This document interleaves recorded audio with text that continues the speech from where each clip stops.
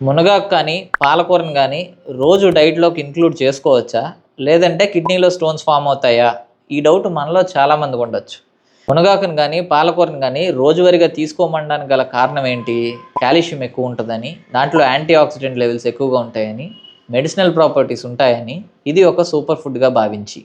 కాకపోతే దీన్నెప్పుడైతే రా ఫుడ్ కింద కన్జ్యూమ్ చేస్తూ, అది కూడా ఎక్కువ మోతాదులో తినడం జరుగుతుందో, ఖచ్చితంగా కిడ్నీలో స్టోన్ ఫార్మ్ అవ్వడానికైతే ఛాన్సెస్ ఉంటాయి. ఎందుకు ఫార్మ్ అవుతాయి అనంటే, దీంట్లో ఉండే ఆక్సిలేట్ అనే కాంపోనెంట్ కాల్షియంతో కలిసి స్టోన్ ఫార్మింగ్ టెండెన్సీస్‌ని విపరీతంగా పెంచుతాయి. సో, రెగ్యులర్‌గా పాలకూరని గానీ, మునగాకుని గానీ ఇంక్లూడ్ చేసుకోవచ్చు. కాకపోతే కుకింగ్ ప్రాసెస్‌లోకి వెళ్ళి వండుకొని తినగలిగితే అది మోర్ సేఫర్ ఆప్షన్. అందరికీ తెలిసిందే, ఏదైనా సరే మితంగా తింటే ఔషధం, అతిగా తింటే రోగం. అలాగే పాలకూర, మునగాకు కూడా. ఎప్పుడైతే అదే పనిగా 2 పూటలు, 3 పూటలు తినడం, పొద్దున్నే జ్యూసులు చేసుకొని తాగేయడం లాంటివి జరుగుతున్నాయో, ఖచ్చితంగా స్టోన్ ఫార్మింగ్ టెండెన్సీకి ఛాన్సెస్ ఉంటాయి.